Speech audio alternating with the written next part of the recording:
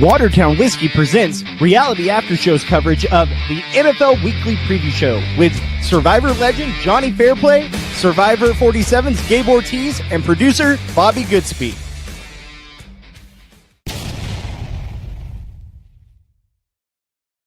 Oh, hello there, wherever you're listening, however you're listening or watching over on the Reality After Show YouTube channel live or joining us after the fact on one of the archived episodes. We love you all the same. My name's Gabe Ortis, joined as always by producer Bobby Goodsby as we break down the recent NFL week and preview the upcoming week, looking at all the lines, telling you what bets we like for the upcoming week and breaking down all these storylines and narratives that are being given to us by the 2025 NFL season. Go ahead and follow me on all my socials at Gabe Ortis, and you can go ahead and follow Bobby Goodsby at Goodsby Bobby, and also go ahead over to his Twitch as well, Twitch TV/Bobby Goodsby, to get all of the great content that he's doing over there, both reality TV and sports-wise. A whole lot to talk about this week. It feels like the NFL season is finally hitting its stride. But before we get into that, don't worry. We know it's Survivor Wednesday, and we will be doing a Survivor recap episode as soon as the episode ends. Johnny will be with us for that, so go ahead and join us right after the Survivor CBS episode ends tonight at 9:30. We will be right back here on the Reality After Show YouTube channel talking all things Survivor 49. But getting in to week 7 of the NFL. Now, Johnny has been very vocal, and I think we've pretty much agreed with him for the most part, at least so far, that this has been a rather rocky season for the NFL. It's been a lot of games that have not been great. A lot of star players are getting injured. Joe Burrow out for, the foreseeable future. Lamar Jackson has been out for the past 2 weeks, plus a bye week that we didn't get to see him. Tyreek Hill is done for the season. Malik Neighbors done for the season. I mean, we could do a whole show on just the guys who have been injured and have missed game time this year. And so it's been a rather lackluster product so far. And on top of that, a lot of these star teams have not been putting out very good, exciting performances. The Eagles look like while they're winning games, not quite the same dominant, entertaining offensive force. Saquon Barkley has taken a massive step back from being who a lot of people thought, was a potential MVP last season. You look at the Chiefs, they're just now coming into their own.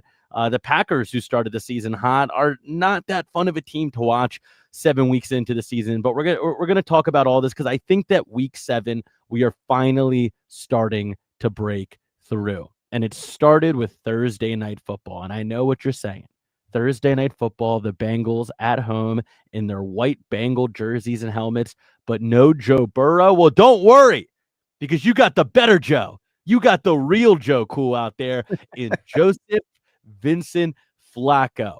Was this not vintage, rolling back the clock Joe Flacco taking on his old nemesis, the Pittsburgh Steelers? I mean, oh my God.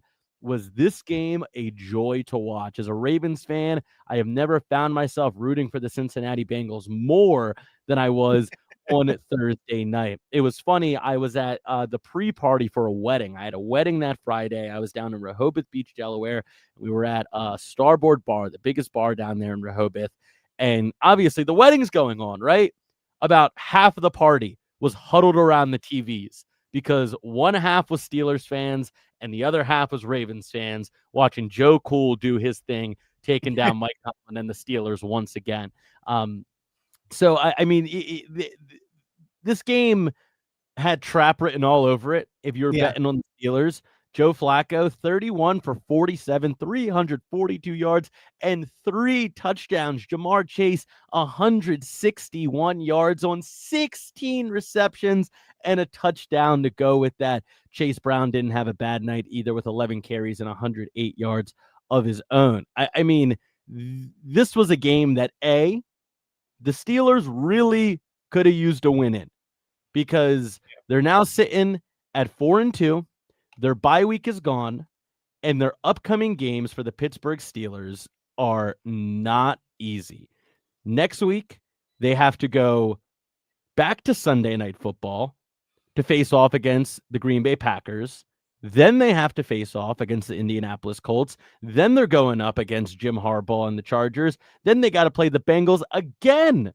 Yeah. And then 2 weeks after that game, they have to play the Bills with a Bears game in between. So the Steelers' very soft season is coming to an end and is about to get very, very tough. But first, let's break down the Unk Bowl here, right? This was the Unk Bowl. This was a combined age, I think, of like 83 years old of the two starting quarterbacks. I could give it a couple years. It was the Unk Bowl. And these two unks put on a show. Aaron Rodgers, 23 for 34, 249 yards, 4 touchdowns, 2 interceptions. The Cincinnati Bengals lead a game-winning drive to kick the game-winning field goal to win 33-31. What do you make of this matchup? I mean, no one saw this coming in, that this was going to be an absolute shootout. Like, we've got the two oldest quarterbacks in the league going up against each other on brand new teams. Joe Flacco's only been there a week and a half. Like, how much of the playbook could he actually know? And it just showed their experience, showed their poise. It showed Joe Flacco and Aaron Rodgers, of old, essentially, is what we were seeing. Never bet against the home team divisional dog in the fight, because that always seems to be a trap game. You said it earlier. Yeah. This game had all the makings of a trap game, especially the Steelers coming off a bye too. Like, they should be well rested, ready to go. And they did well offensively. Defensively, complete misery. I mean, we knew the Bengals defense was atrocious, right? Like, we knew that going into the season. Joe Burrow was going to have to put up like 50 points a game just to stay in contention with any game that they're in, because that defense is so bad outside of, Trey Hendrickson, who he isn't even having a remarkable year this year. He's definitely had a down year compared to what he's had in the past. But Jamar Chase, 16 receptions for 161 yards, 1 touchdown. I mean, he was airing it out to everybody. That's the thing. It wasn't just the Jamar Chase show. You had players all over the board. Even Chase Brown, 11 carries for 108 yards. Like, finally, he's getting involved. 6 catches, 96 yards, and a touchdown for T. Higgins. Like, they were getting everyone involved. Also on the Steelers, man, oh man, was I close to some big money on DraftKings this week. I had the wrong tight end and the wrong kicker. Had I had the Bengals kicker and Freiermuth instead of Darnell Washington, I'd be a very rich man. And watching that game back and seeing Darnell Washington have the ball, like, where he had clear daylight behind him, but then he doesn't catch the ball. The defender barely gets a hand in there to block it away, which would have been, and then the very next play, Pratt Freiermuth runs it in for like a 60-yard touchdown. It was heartbreaking to see. But yeah, just absolutely fun, entertaining game from start to finish. So I want to show something here. I'm going to share my screen, and here we go. This tells you everything you need to know about that game right here. This clip. Let me get it loud. Sorry if this is too loud for the folks that are watching. Here we go. In the short term that Carson is playing for him. We were in a similar situation a year ago. We're playing in Indianapolis, man, and I commented to the guys that, keep Richardson upright. Don't put Flacco in the game. And, Flacco ended up in the game. In the short. That right there tells you everything you need to know about what Mike Tomlin thinks about Joe Flacco. He is terrified of Joe Flacco. He wakes up in the middle of the night from nightmares of Joe Flacco beating his team. Joe Flacco has beaten the Steelers more than any team in his very long career. Joe Flacco once again taking down Mike Tomlin and the Pittsburgh Steelers. I mean, it's unbelievable what that team does to Joe. It doesn't matter whose jersey he's wearing. If he's playing against Pittsburgh, he's going to go out and he's going to put on a show and he's going to fight like a dog to win that game. And that's exactly what he did. And, I reiterate my former point. This was a bad game for the Steelers to drop. Like, they are going. Not only did they give the Bengals a win in the chase down of the Steelers for this AFC North division, the Bengals now sit at 3-4, but the Steelers have a lot of very tough games coming up, and they're lucky that a lot of them are at home, but a lot of tough games coming up for the Steelers, and ones that they're just not going to win all of them. And, the deeper we get into this season, you have to imagine the less effective Aaron Rodgers at quarterback is going to be. and God forbid he go and take a big injury and he's out for however many weeks. And who's their backup still? Mason Rudolph. That guy's not beating the Packers for you on Sunday night. No. That guy's not beating the Bills for you. That guy's not beating the Chargers for you. So I think this was a terrible game for the Steelers to drop. I think that the AFC North smells blood in the water right now, and we'll see if they can take advantage of that. But a tough loss for the Pittsburgh Steelers and a great win for Joe Flacco and the Cincinnati Bengals. All right, getting into Sunday's games. We had another international game this week. It feels like they're happening every single week now. We had the Los Angeles Rams taking on the London Jaguars. The Jacksonville Jaguars. And this is a team that I think a lot of people were pretty high on coming off a big win against the Kansas City Chiefs, the Jacksonville Jaguars. And also, as I just joked, they play all the time in London. They're the London team. If there's a London team that gets relocated, it's probably going to be the Jaguars. Yeah. And they got their shit rocked by the Los Angeles Rams. Went into the locker room at halftime, down 21-0, ended the game down 35-7. Matthew Stafford put on a clinic, 182 yards, 21 for 33, and 5 passing touchdowns. A Stafford 5. A fantastic game from him. But some stuff to talk about as well on the Jaguar side of this thing, most namely the rookie, Travis Hunter.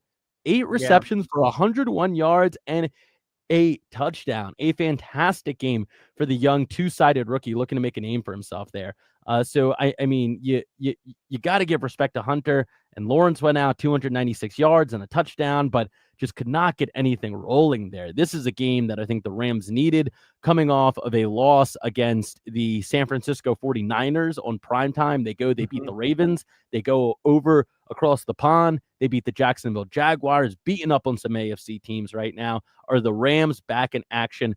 5-2 is their record, sitting second place in the NFC. Excuse me, third place, but it's all tied right now. So it's all tiebreakers that put them in third. But right now, the Niners and the Seahawks all sit at 5-2. Are the Rams going to be a team to watch come January? Do you think they're going to be in that mix? We're talking about two of the most inconsistent teams, right, in the NFL. And I say inconsistency, which they seem to be both headed in the right direction to make playoffs, especially the Rams. But it's weird. You'll go into a game where you feel pretty confident about them, where they went into a game against division rival Niners, who are beat up in every aspect of their lineup, and they lose at home against the Niners. Now, granted, there were some fumbles there that happened, but it's weird to see them kind of being inconsistent. However, I think this was a huge step in the right direction where they absolutely demolished this Jacksonville Jaguar team. I think they are one of the front runners in my mind. Like Johnny said it last week, this is such a weird year that there's no front runner, right? There's no front runner of you're saying, hey, that's the powerhouse team. The Colts have the best record in the league right now. But it doesn't feel real. Said that about. It doesn't feel real though. They look the part, but it's still that's like my point is that of all the teams right now, who's the front runner? According to the record, it's the Colts, and nobody thinks the Colts are the best team in the NFL, although they are playing quite well. So it just kind of reinforces that point that it's not the Chiefs sitting at 6-1, it's not the Eagles sitting at 6-1, it's not any of these usual teams you would expect. It's the Indianapolis Colts who are kind of putting a lot of stuff together. First year with Shane Steichen as the head coach, first year with Daniel Jones as the quarterback, and nobody can take the throne from them. It's very surprising. It's kind of like the prove it to me situation, right? Where the Colts have a new quarterback who's always had problems his entire career. And now, this team has always been kind of middle of the pack. They've never been the front runner. And now it's hard to be like, oh, well, now you got to prove it to me. We're not going to crown you because you're 5-1, 6-1, what have you. You need to prove it when it comes to playoff time and get yourself to a Super Bowl. We haven't seen that, where we have seen the Chiefs. We have seen the Niners. We have seen the Eagles. We have seen these teams, even the Bills you can put up there, even though they haven't been to a Super Bowl, they've always been one of the front runners. So you can put them in that contention. It's hard to put the Colts there because we haven't seen them do it. This is the first year. It's like the Vikings last year, where we had a huge run of winning and looking the part, but then crumbled come the playoff time. You just never know.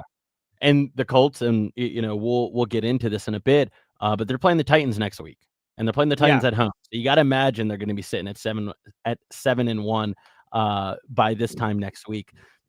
So The Rams game or the international game, getting into the 1 p.m.s of Sunday. Very sadly, your Minnesota Vikings dropped to 3-3, facing off against the Philadelphia Eagles, a game where they had a chance to win. The game was there for the taking, but they just could not convert a 3rd and long to save their life. They could not do anything in the red zone to save their life. It must have been a very frustrating game to watch, especially when you look at the numbers. Jordan Addison, 9 receptions, 128 yards. Justin Jefferson, 5 receptions for 79 yards. Carson Wentz, 313 yards, but 2 interceptions and 0 touchdowns. What went wrong for your Vikings in a game that was there for the taking all the way until the end? And here's the thing. We shouldn't have been in that game. The way we were playing, we should have lost 40-7. But we were consistently in the game because we were getting into the red zone. The problem is when you go 1 for 6 in the fucking red zone, it's not going to work out well for you. And the fact that we only lost 28-22 really shows that we could have easily beat them 50-28. Sure.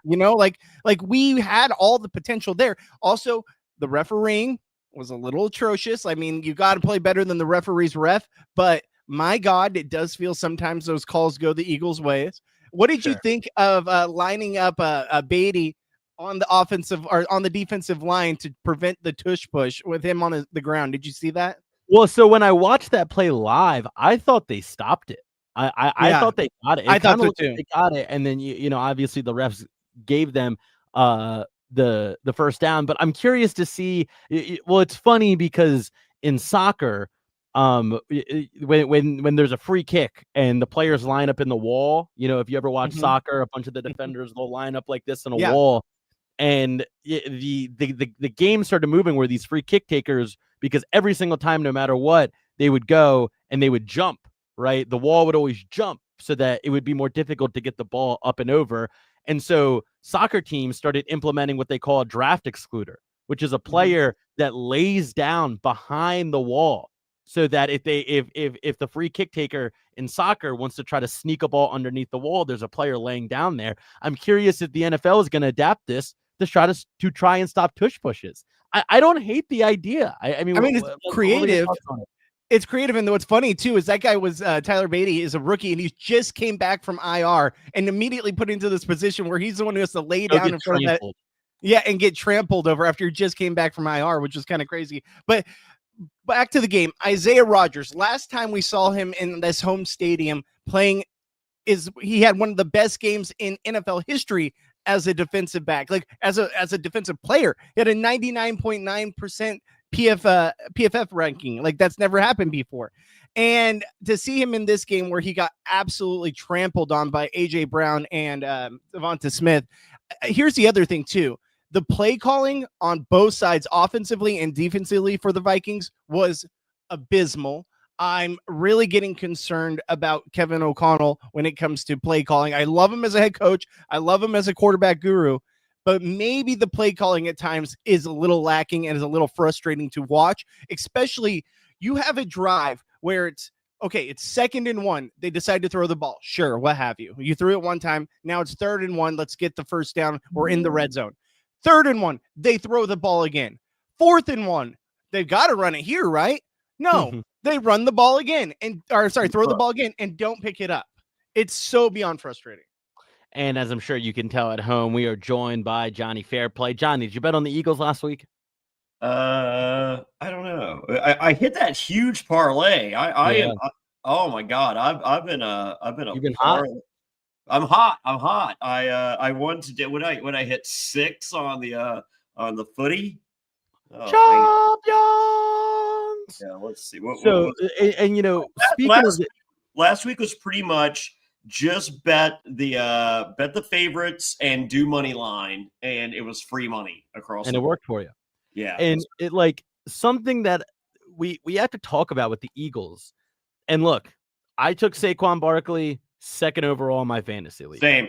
So I am not somebody who is claiming that I foresaw this happening, although I feel very silly that I didn't, because I am such a huge advocate of the star running back always falling off a cliff. Right now, Saquon Barkley is 22nd in the league, not in stats, in usage. They're not even giving the ball to Saquon Barkley as much as they normally do. Like that's over. I'm convinced that that's over. And I'm not saying that he's still not one of the best running backs in the league. I'm not saying that he shouldn't be a starter, anything crazy like that. But like Saquon MVP, that's over. Yeah. And because he wasted so many years on the Giants, and I think I've made this point before on this show, people kind of forget this is his 8th year in the league. Like Saquon was drafted the same year that Lamar Jackson and Baker Mayfield and Sam Darnold were drafted. Yeah. Like 8 years with the amount of wear and tear he has on his legs from his years with the Giants and from last season with the Eagles. Like, I'm sorry, he's falling off the cliff, and that's okay. And it's not a hot take. He got his Super Bowl. He cemented himself as one of the best running backs that the league has seen. But like, it's year 8 for a bell cow running back, a guy who has put in work, and the Eagles see that. 23rd, not even 22nd, 23rd in usage rate of all running backs in the league. Like the Eagles see what's happening. They know that if they hit January, they need him to be as fresh as possible. Yeah. So we can't use him now because he's already starting to slow down. So like, I think the story of the Eagles is going to be the decline of Saquon across the board. Devonta Smith, 9 receptions for 183 yards and a touchdown. What happened? A.J. Brown, 4 receptions for 121 yards, averaging 30 yards a reception and 2 touchdowns. He had they were chirping. I was going to say he had a bit of a spicy soundbite after one of those touchdowns, after the first one, I think, saying, just throw me the ball. This is what happens when you throw me the ball. Is there anybody who has been more upset to win in the history of sports? Has anyone ever been more upset to be on a winning team? It makes no sense to me. Evil wide receiver. It is what it is. Sophie on the Blue Tribe. More upset to be winning? She's losing. She hasn't won yet. Oh no, she wants to be winning. She wants to be winning, but she's losing. All right. My big parlay last week, as I said, just money line. These are the faves: Carolina Panthers, Browns, Bears, Pats, Chiefs. Easy money. Wow. Okay. I mean, Carolina, it was that Panthers, easy. So and with this NFL that we're in, folks. Yeah. Do not play that money line. It is, or don't play the points. They're not your friend. Don't play the spread. Just money line and the big faves and stack them. Stack 5 or 6. You're good. Yeah. Stay away from Dallas. Stay away from Dallas, though. Yeah, stay away from that. Even though they won. It doesn't matter.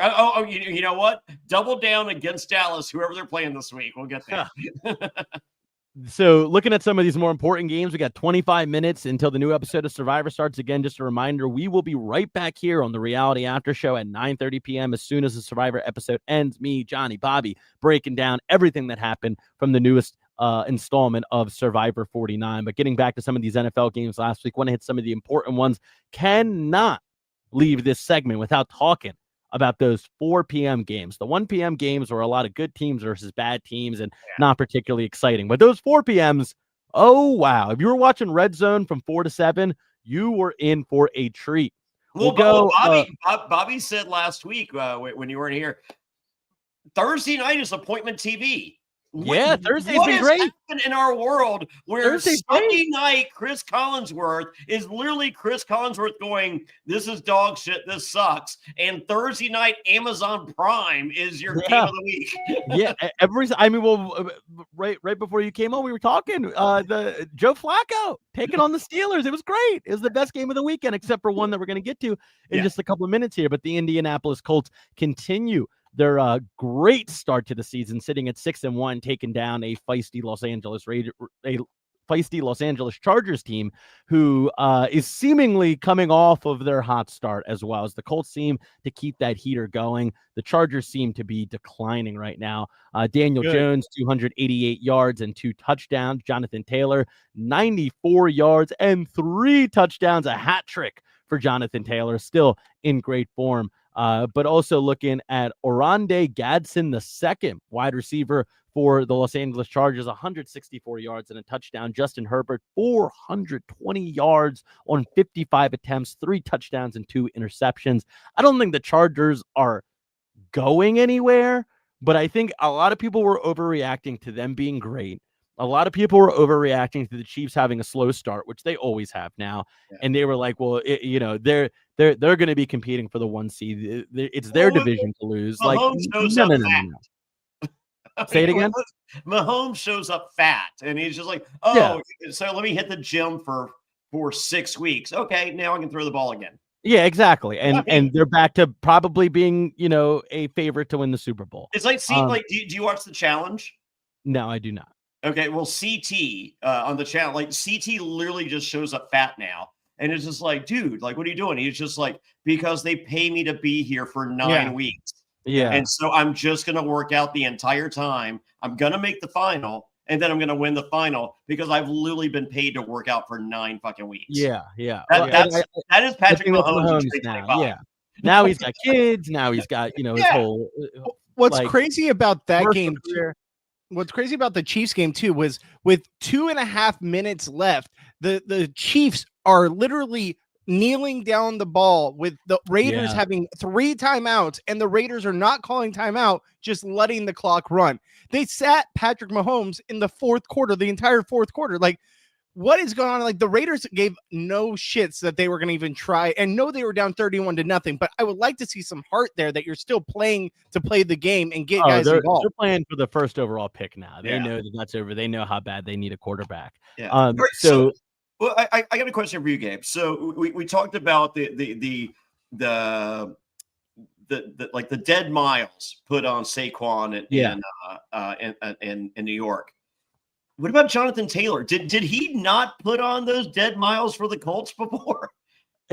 Yeah, but when you're not playing in January, that's a whole month that you're not playing. That's 4 extra games that Saquon played last season that Jonathan Taylor didn't. But your point's well taken. But I just think that, like, when you're consistently making these Super Bowl runs, I mean, that's a lot of extra game time that you're playing. But Jonathan Taylor wasn't the Jonathan Taylor this year that he was last year. I mean, like, this dude is just like, I've just been waiting for a good team. And I kind of been, I've been going 3 quarters, and that was enough. And I'm done in December. I mean, yeah. And I think that's part of it too, that it's like, oh, we're winning games. Like, okay, let's go. Like, and I think that also when you're a running back and you're in Jonathan Taylor's position, it's like, you never really know when that cliff is coming. Yeah. So I think when you kind of get like a perfect storm year where, like, your new head coach is really great and your journeyman quarterback is having his best year, it's like, all right, I'm trying extra hard on every single carry because I don't know when we're going to be able to put this together again. So Jonathan Taylor, a bit of a man reborn. The Chargers tried to make that game interesting towards the end, but they just couldn't keep up. And the Colts walk away with a 38-24 victory. Game of the week. Sorry, real quick. On top of that, Jonathan Taylor got drafted in 2020, where Saquon got drafted in 2018. So there's more tread on the tires there. Even just 2 years can make a world of difference. Well, that's what I'm saying. People forget. It's the bad tread. Like, because the Giant, even shitty Giants in that NFC East, like, you're 6 and 7, you're making the playoffs. Yeah. So looking at the game of the week, the Giants taking on the Broncos. Jackson Dart, Cam Scatterbo still taking the league by storm. A game that they probably would have won 99 times out of 100, but this was that 100th game where the Denver Broncos shut out for 3 quarters, went into that final quarter down 19 points. 15 minutes left to play on the clock, 19-point deficit. They storm back to score 33 points, all in the fourth quarter, and win the game. They had a 1% win probability at one point in this game, and they managed to bring it all the way back with zeros on the clock to kick the game-winning field goal. It was the dead guy game. Demaryius Thomas, who was taken from us far too soon at age 33 not too long ago, was inducted into the Ring of Honor at Mile High Stadium. They had his statue put out there. I'm sorry, if it's a dead guy game, it doesn't matter what's happening, you're not losing. And they won the dead guy game. 2 missed extra points from the field goal kicker for the Giants, who is now cut, no longer the field goal kicker, was the field goal kicker, but no longer. And boy, would those 2 extra points have come in handy. But yes, a 33-32 victory in the game of the season so far between the New York Football Giants and the Denver Broncos. And like, obviously, whoa. It wasn't the game of the season, the Baltimore versus Buffalo. I think there's a fair argument for both. I mean, 33 points in the fourth quarter is like something you see like once every 10 years, like, so that's why I would give it the edge, but that's the only. And did not cover the spread, by the way. And did not cover the spread. Yes. I mean, it's up there with the Patriots, coming back in the Super Bowl against the Falcons. Granted, that was the Super Bowl. It's also up there with, the Vikings on Thanksgiving Day a couple years ago against the Colts, making the largest comeback in NFL history when they were down 33-0 at half. Like there's just those games that they happen, like you said, once every 5 to 10 years, and it leaves your jaw on the floor. And the thing is, too, I want to just talk real quick about the refereeing this year. The refereeing has been atrocious from top to bottom, and you see a lot of those favorites getting the calls that, they usually get. But, and we say it every year, the refs always are bad, but this is like, I feel like a particularly bad year. That last drive by the Giants, where they're clearly just throwing Hail Marys, trying to get a pass interference, Riley Moss gets called on the 1 yard line for pass interference when he's clearly got his body turned, trying to make a play at the ball. That was not pass interference. And I think to make that call in that moment with that game on the line was horrible by the referee. And if you're a Giants fan, there's nothing that can be said that can make this not sting as bad as any loss stings. It's especially, in the regular season. But this Jackson Dart kid can play. Oh, he's so good. This dude can play. He is assuming the leadership role of a dead-in-the-water franchise as good as any 20-something can do. I mean, how old is he? He's 22. Like, this kid can play. He's got legs that work well. He's got an arm that can make accurate tight window throws down the field. I mean, like, I just, going into the season as a Giants fan, you could not have had very big expectations.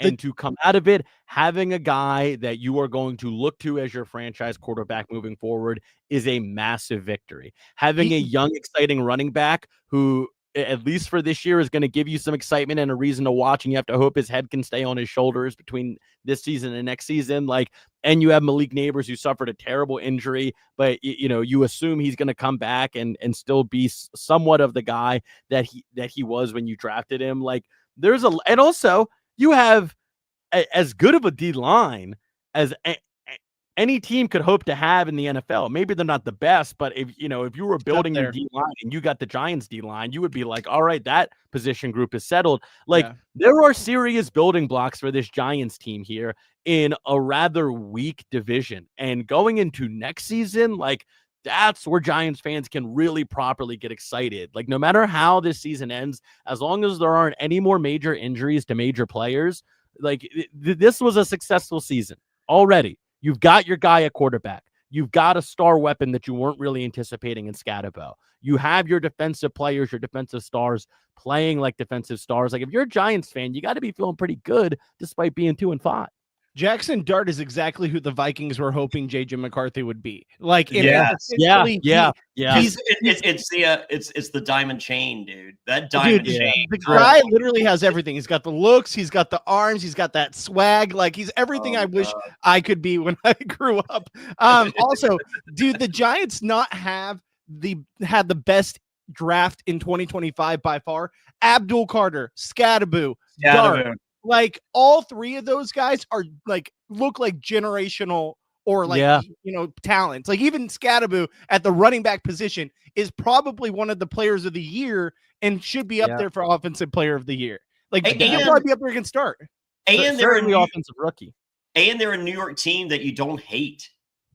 Yeah, the Jets are so bad, man. Well, I mean, just think about all the New York teams that they're just they're the New York legacy. They're always that. And then you look at the Giants that have just been so pitiful. It's just like, well, I wouldn't mind them having a decent season. Yeah. Agreed. So watching these rookies come together, you're just like, all right, I can root for these guys.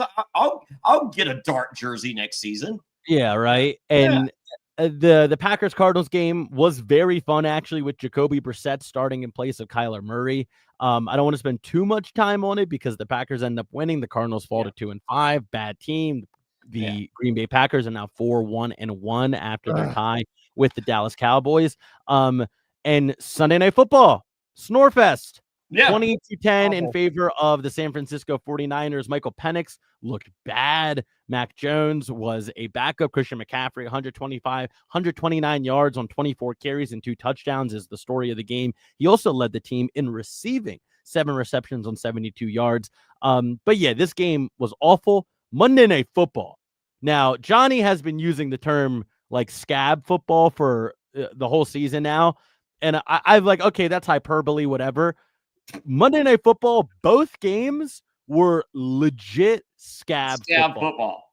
That Bucs-Lions game was like, oh my God. Like, it got to the point where the turnovers weren't even exciting. It was just like, I don't pay to watch your band practice, dude. Dude, it was so bad. And then the Texans-Seahawks game. The Seahawks played terrible. It's just the Texans are an awful franchise. Awful team.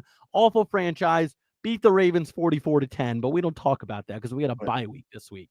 Well, and also, sorry, I didn't mean to interrupt you again. But that was our last doubleheader of the season too, as far as dual Monday night games. What is your guys? I know it sucks, right? So I wanted to ask your guys' opinion. And we'll get into the games. The games were kind of scabs, but my real opinion is, what did you think of having the dual games? Do you like it better where they're overlapping? Do you like where they're? I think it's the best change that the NFL has made. I love it. Ever, like since the forward pass, like rule changes, team changes, and like this is the best change. Monday night doubleheader is awesome. Being able to watch football until 1 a.m. is awesome. It rocks. It's so much fun. Like, I do not mind going to bed at 1 o'clock. No. No. If I can watch football, who cares? Yeah. Do it at 4 p.m. and 7 p.m. Pacific time. I know it's late for you guys, but that is so much better than the overlapping games within a quarter and a half. It's Sunday night. Dude, no, everyone's phoning it in Monday morning anyways. Also true. Yeah. That's the culture now. I think the 4 p.m. Pacific, 7 p.m. Pacific is the best time to do it, and do it all season long. If you had Monday night games like that all season long, I think the viewership would be through the roof. I think people will be here for it because guess what? There's still people in the bars on Monday night watching the game and want to continue watching the game, not just at 8 p.m. it ends. Yeah. So we're going to rapid fire next week's games. We got Survivor starting in 10 minutes. Reminder, come join us right back here on the Reality After Show at 9:30 p.m. Me, Bobby, and Johnny will be recapping the newest installment of Survivor 49. I'm actually quite excited for this episode. If I'm going to be honest, more excited than I've been for a Survivor episode in quite some time. But before we get to that, we got to go. Have we got a word from Watertown Whiskey yet? Before we get into next week's games, here's a word from our sponsor.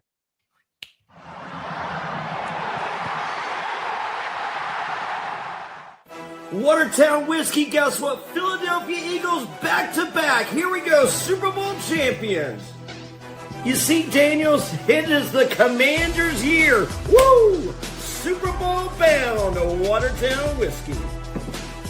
It's back-to-back. The Chiefs are going back, and they're winning this time. Watertown Whiskey. Y'all boys heading on down to 8 Mile. Lions got this. Watertown Whiskey.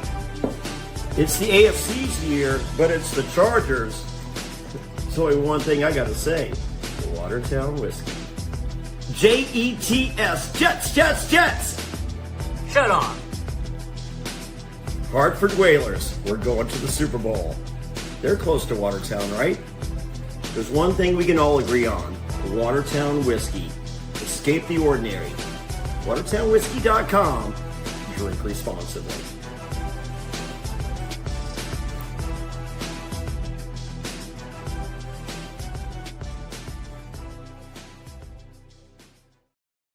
All right, Watertown Whiskey. Drink responsibly. Whiskey made with natural flavors. Get more information over at watertownwhiskey.com.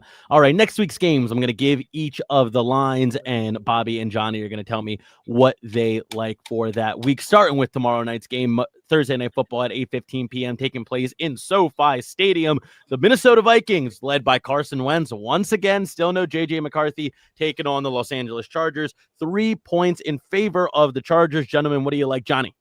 I like the Chargers. Sorry, Bobby. And Bobby. Go to hell. I'm going to be at that game. If you're at that game, come find me. Vikings, take the points. Take the points with the Vikings. All right. 1 p.m. games, getting into it on Sunday. The first game on the slate is the Chicago Bears head into Baltimore to take on my Baltimore Ravens. Lamar Jackson returned to practice today in limited capacity. He's expected to play. Here's a number for you. The 1-5 Ravens are favored by 6.5 points against the 4-2 Bears on a 4-game win streak. Bobby, what do you like for this one? And so is Lamar back? He'll play. He'll play. Okay. Well, with Lamar back, I'll take Baltimore on the points and give up the points. Yeah, I like the Bears and the points. Interesting. I think this is a game where the Ravens win by 50. I think Great. they go out. I hope as good as they've looked all season. I'm not. I think the best advice: don't touch this game. Yes, yeah. I would agree with that. Actually, Yeah. I would agree with that. To be honest, Yeah. But just Jackson's going to be back. The entire defense is going to be back. Roquan Smith is going to be back. A huge sneaky addition. All-pro fullback Pat Ricard is going to be back for the first time this season. It's going to help the O-line and Derrick Henry tremendously. Everybody's going to be back. Everybody's going to be healthy. This is week 1 for the Ravens, as far as I'm concerned, in an 11-week season that they have to win. And Ricard was great on season 41. And he was also great on season 41 with his pregnant trans husband. That they're no longer together, I don't think. The Buffalo Bills heading to Carolina, Johnny's neck of the woods, with a 7-point favorite in their way. 7 points to the Buffalo Bills at Carolina. Bobby, what do you like? It's a tough one. I would say I like Carolina and the points because I like the 7.5. Okay. Only 7. Only 7.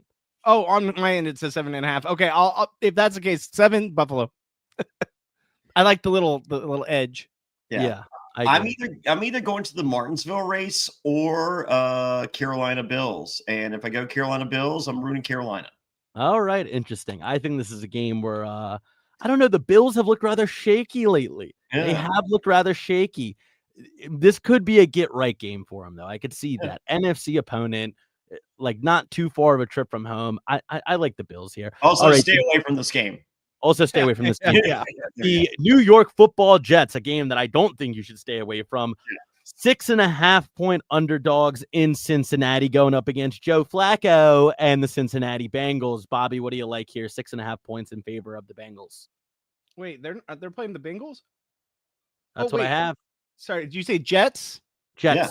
Sorry, I was looking at the wrong game. 5 minutes. The Survivor starts, Bobby. Wake up. Come on. Yes, Cincinnati. Yeah, Cincinnati by 14. Love it. Oh, yeah, I think it's a slaughter, to be honest with you. The New York Football Giants, who we just got done talking about, go into their hated rivals, the Philadelphia Eagles, at the link. The Eagles 7.5-point favorites here. Quite a lot of points for one team that is quite exciting and another team that's winning but quite boring. Winning a lot of close games here. I kind of like the Giants. What say you, Johnny? Eagles money line. Ooh. Giants with the points. Giants with the points. All right. The Cleveland Browns, who have found quite a gem in that running back Judkins, going to New England to take on Mike Vrabel, Drake May, and their Patriots. 7-point favorite New England Patriots at home. Johnny, what do you like here facing Patriots off against money line? I think this is going to be another one of those weeks. Yeah, Patriots money line, but otherwise I'm not touching the game. All right. And a bowl of rather gross teams, the Miami Dolphins, who you got to imagine a fire sale is right around the corner for them, going to the ATL to face off against Mike Penix and his Falcons. 7.5-point favorites. Way too many points, in my opinion, for the Atlanta Falcons. I like the Dolphins with points here. What say you, Johnny? Falcons money line. Falcons money line. Yeah, honestly, we're going to give you five easy pick parlays. Bet $10, win $100. You're good. Yeah. Looking at the San Francisco 49ers, who are heading to Houston. This is a jaw-dropping line for me. 1.5-point underdog. San Francisco 49ers going up against the Houston Texans in Houston. Make that make sense. Give me the Niners all day. Niners in the points. Thank you. I mean, 5-2 going up against the 2-4 Texans. Yeah, and the Niners are I mean, maybe there's a chlamydia outbreak that we're not aware of. There's something going on that Adam Scheffler is aware of that we're not. All right, we're getting into the 4 p.m.s here with 3 minutes left till Survivor starts. Join us right here after Survivor ends for the Reality After Show Survivor 49 recap show with me, Johnny, and Bobby. The Tampa Bay Buccaneers, Baker's Bucks, going to New Orleans to take on the New Orleans Saints. 4.5-point favorites for the away Tampa Bay Buccaneers going to the Superdome. I think I like the Buccaneers here. Not enough points for me to feel comfortable about the Saints. Johnny. Oh yeah. Bucks do Bucks yeah, you're fine. But Bucks and the point. Bucks and points. The Tennessee Titans, 14-point underdogs as they head to Indianapolis to take on Daniel Jones and his Colts. I think we can all agree on this one, right? I mean, it's going to be the Colts. Now, do they blow them out by 14? I don't know. That's where it gets interesting. It's too many points for me to feel comfortable. It's one of those interdivisional games that sometimes work against you. I think this is one of those where they're like, yeah, no, we are the elite in this division, and we win by 21. Yeah, Tennessee and the points.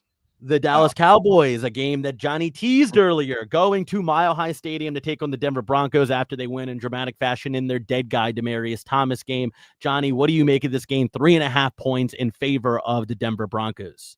I think Broncos win by 3.5. But once again, I'm going to parlay it. It's going to be a money line. I'm not risking my money.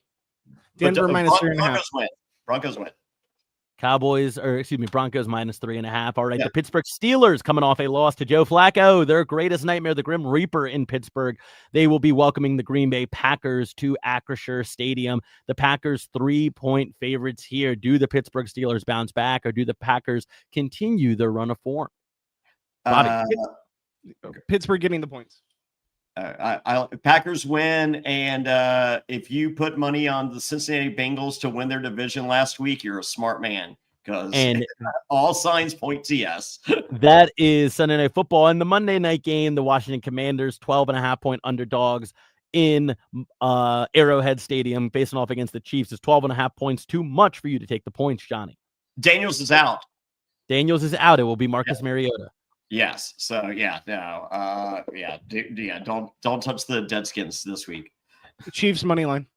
And perfect timing, 8:00 on the dot. Well done, gentlemen. That is your NFL recap and preview show right here on the Reality After Show. Go watch Survivor. It's starting right now. Come right here right afterwards, 9:30 p.m. We'll be breaking down the episode. See you there. Bobby, get us out of here. Bye, guys.